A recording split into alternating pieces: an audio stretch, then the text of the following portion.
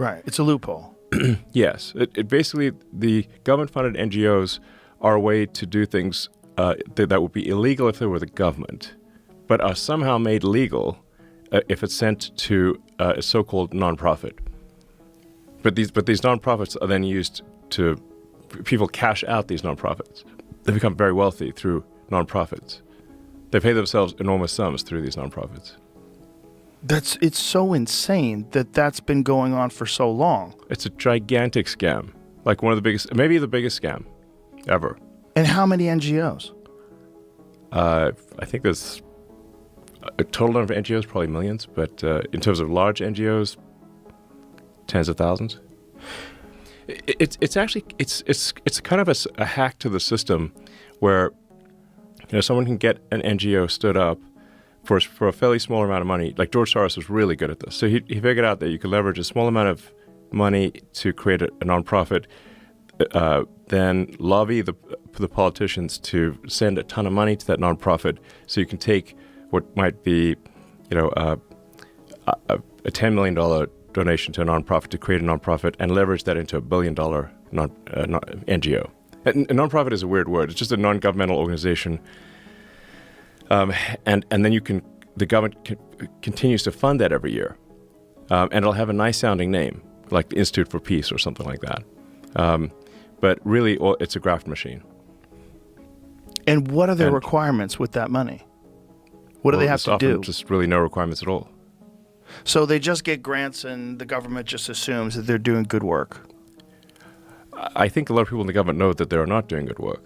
Like when you're seeing how we were covering this article that said 55,000 Democrat NGOs were discovered that had been contributing to campaigns and moving things around and pushing propaganda, and they were all connected, and they found it through AI. That you have to go through steps and steps and steps to figure out where the money's coming from. Mm-hmm. Oh, it's all funneling down to this group, and this group does that. And it's a giant propaganda machine, a giant regime change machine. Yes. It's just bizarre to me that some people aren't willing to look at it correctly. They're not willing to see like how much chaos this is, how much waste and fraud there is. How much can be trimmed, and how much. Just because people have jobs doing bullshit doesn't mean your tax dollar should pay for this bullshit. Yes. We found just with a basic search of the Social Security database that there were 20 million dead people marked as alive. But were they getting money?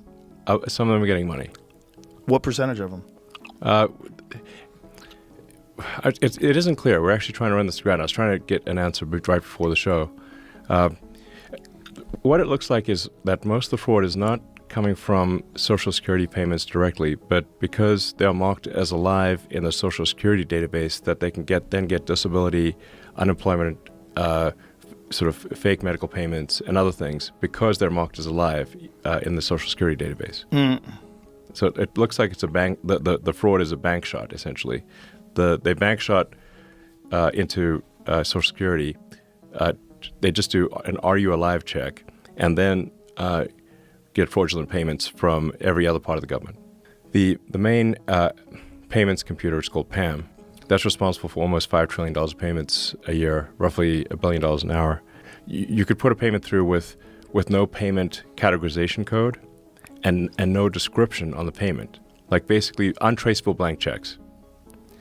This is the kind of thing that if it was done as a public company, the company would be immediately delisted and the executive team would be thrown in prison.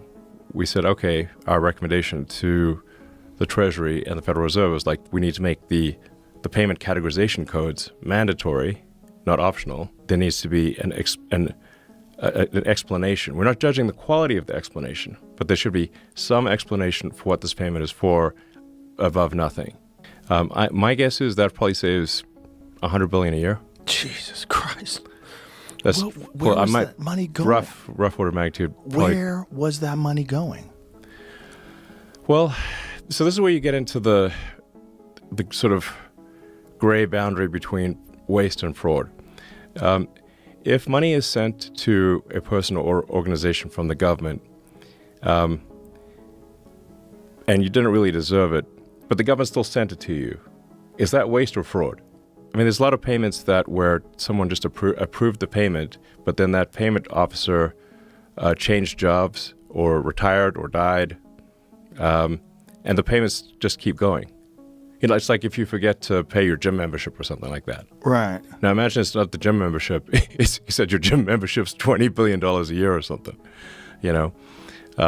But they forgot to turn it off. That's happening at scale in the government. Jesus It's totally Christ, nuts, is what I'm saying. So insane. Yes, it's totally insane.